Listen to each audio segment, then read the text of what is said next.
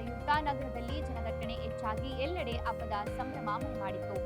ಇನ್ನು ಹಬ್ಬಕ್ಕೂ 2 ದಿನ ಇರುವಾಗಲೇ ಗ್ರಾಮೀಣ ಪ್ರದೇಶದಿಂದ ಬಂದ ಸಾರ್ವಜನಿಕರು ಹಬ್ಬಕ್ಕೆ ಬೇಕಾದ ಸಾಮಗ್ರಿಗಳನ್ನು ಖರೀದಿಸಲು ಮುಂದಾಗಿದ್ದಾರೆ.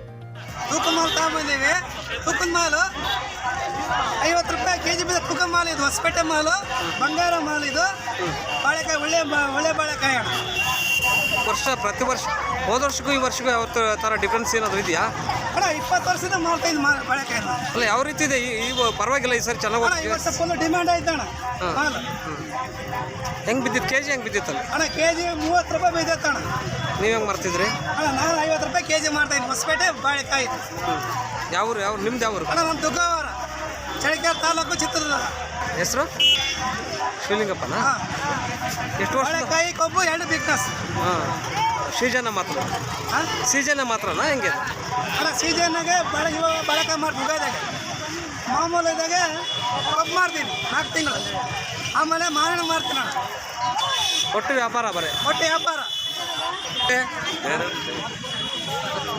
ಅವ್ರನ್ನ